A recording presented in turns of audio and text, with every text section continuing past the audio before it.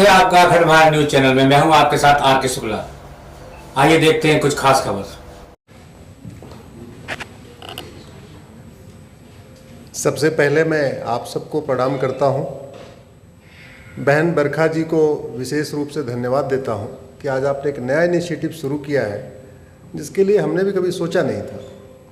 मंच पर उपस्थित आदरणीय सोनल जी, हमारे मित्र बहुत विवेक शर्मा जी हैं, डॉक्टर गुलेरिया साहब हैं, बाकी सबको मैं प्रणाम करता हूं। मैंने अब तक सुप्रीम कोर्ट में लगभग 125 PIL फाइल किया है, हाई कोर्ट में अलग अलग हाई कोर्ट में लगभग 25 PIL फाइल किया है, करीब 150 PIL है मेरी। उसमें से करीब 25 जेंडर जस्टिस, जेंडर इक्वालिटी पे है।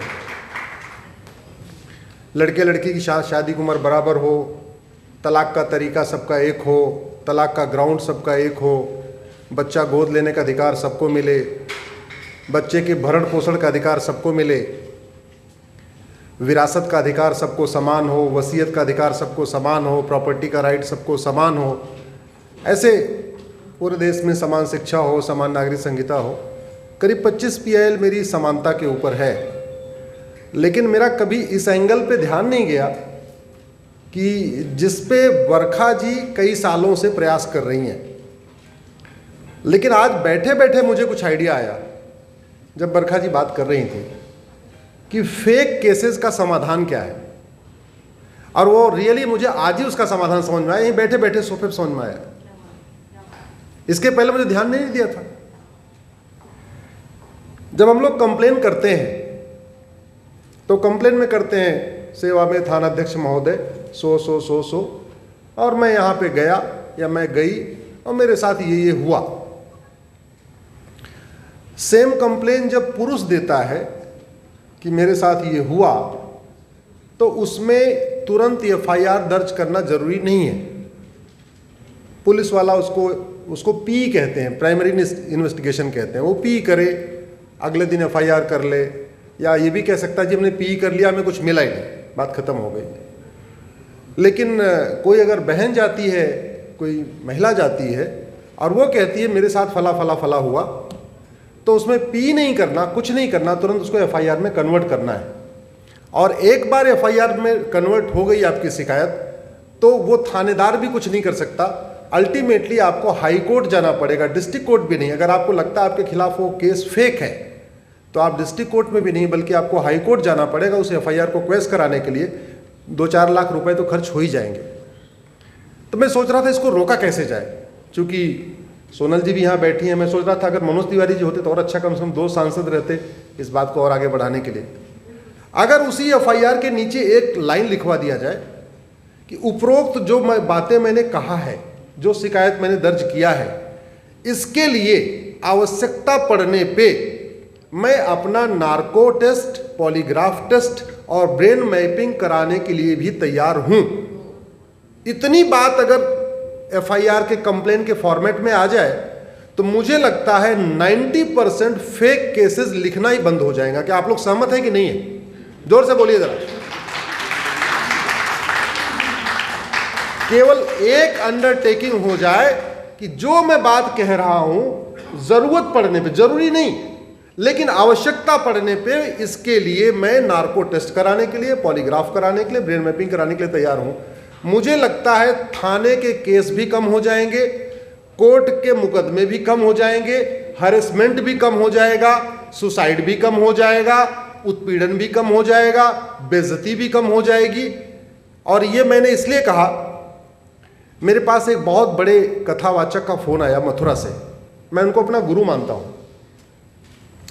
एक दिन उनका फोन आया और स्वाभाविक सी बात है, ये वीडियो उनके पास जाएगा तो कम से कम उनको भी खुशी होगी कि मैंने उनकी बात को आज यहां पे रखा है। उन्होंने कहा, अश्विनी जी आप मुझे गुरु मानते हो और आज तक मैंने आपसे गुरुदक्षिणा में कुछ लिया नहीं, मुझे आपसे गुरुदक्षिणा लेनी है। मैंने कहा क्या, बताइए गुरुदेव।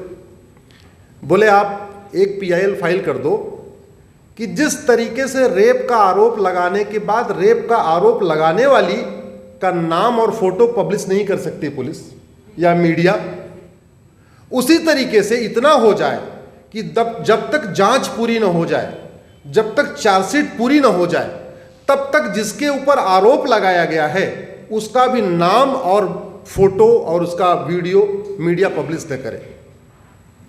आज मैं आपके मन से, अपने गुरुदेव से, मथुरा में जो मेरे गुरुदेव हैं उनसे वादा करता हूं, इस दिसंबर की छुट्टियों में वो पीआईएल मैं जरूर ड्राफ्ट करूंगा। अभी तो मैं व्यस्त हूं, सुप्रीम कोर्ट की छुट्टियां हो रही हैं, मैं छुट्टियों में कहीं जाता नहीं, यही करता हूं, मतलब प्रोजेक्ट संभाल के रखता हूं कि अगले दिसंबर की छुट्टियों में क्या क्या करना है, अगले जून की छुट्टियों में क्या क्या करना है। तो ये प्रोजेक्ट मैं बरखा जी आपके मंच से कह रहा हूं और इसको मैं करूंगा। बहुत स्वाभाविक सी बात है भाई, आरोप लगा दिया, उसमें कितनी सत्यता है कुछ नहीं पता।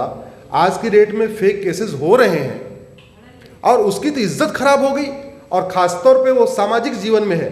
मैं अपनी बात करता हूं, डॉक्टर गुलेरिया साहब बैठे हुए हैं, यहाँ और भी मित्र डॉक्टर मेरे आर्या जी बैठे हुए, कोई भी आके कुछ कह दे कि भाई अश्विनी जी ने ये किया था, तो पीआईएल मैन ऑफ इंडिया तो गया। अब हम देश के लिए पीआईएल करना छोड़ दीजिए, पहले हम अपनी वो एफआईआर पेश कराने के पीछे दौड़ते रहेंगे हम। ये बहुत बड़ा खतरा है। तो मुझे वो जो मथुरा के प्रसिद्ध कथावाचक हैं उन्होंने कहा, अश्विनी जी आज की डेट में भारत के महात्माओं को, संतों को टारगेट करने के लिए विदेशी फंडिंग हो रही है, पैसे आ रहे हैं, यहाँ पे विषकन्या पैदा की जा रही हैं, नागकन्या पैदा की जा रही हैं, और उनको धीरे धीरे आश्रम में एज ए शिष्या उनको इंट्रोड्यूस किया जाता है। और ऐसे 2-3 मुझे उन्होंने नाम बताए जिसको मैं डिस्क्लोज नहीं करना चाहता हूं, कि उन कथावाचकों ने, उन महात्माओं ने घर के बाहर निकलना बंद कर दिया। तो बोले अगर ये खतरा आप कम नहीं कराओगे तो मैं भागवत कथा तो करूंगा, रामायण की कथा करूंगा, राम कथा करूंगा, कृष्ण कथा करूंगा, लेकिन मैं राष्ट्र के लिए और देश के लिए कुछ बोलूंगा नहीं, क्योंकि राष्ट्र विरोधी ताकतें हम लोगों का मुंह शांत करने के लिए ये साधन अपना रही है। तो अब सोनल जी, समस्या इस बात की है कि जब इतना अगर दिमाग में फियर रहेगा कि मैंने देश के लिए कुछ कह दिया, मैंने राष्ट्र के लिए कुछ कह दिया, या मैंने किसी पॉलिटिकल पार्टी के लिए कुछ पक्ष में कुछ कह दिया, और अपोजिट वाली पॉलिटिकल पार्टी उसके लिए इस तरीके का साधन यूज कर रही है, किसी लड़की को 10 लाख रुपए दे के शिकायत करवा रही है, और शिकायत होते तुरंत एफआईआर में कन्वर्ट हो गया, उसकी फोटो पूरी फ्लैश हो गई, मीडिया में पूरा उसका चलने लग गया, तो उसके लिए तो कुछ बचा नहीं ना। इसलिए एक खतरा है। तो जो बरखा जी ने, जो पुरुष आयोग ने ये उठाया है, मेरा भी मानना है बहुत गंभीर खतरा है। इस पे गंभीरता से चिंतन की जरूरत है, कानूनों में बदलाव की जरूरत है। बहुत सीधी सी बात है, रेप जैसा मामला बहुत गंभीरता के साथ जांच होना चाहिए। अगर बहन बेटी के साथ अन्याय हुआ है तो मैं तो कहता हूं आजीवन कारावास नहीं बल्कि फांसी के लिए भी कानून होना चाहिए। लेकिन अगर झूठा आरोप है तो झूठा आरोप लगाने वालों को भी कम से कम 10 साल की सजा तो होनी चाहिए। अगर सही आरोप लगने पे किसी व्यक्ति को 20 साल की सजा हो रही है तो झूठा आरोप लगा के उसको, उसके परिवार को, उसके माँ बाप को, उसकी बहन को, उसके भांजे को, उसके साले बहनों, सबको बदनाम करने वाले को 10 साल की सजा तो होनी चाहिए ना।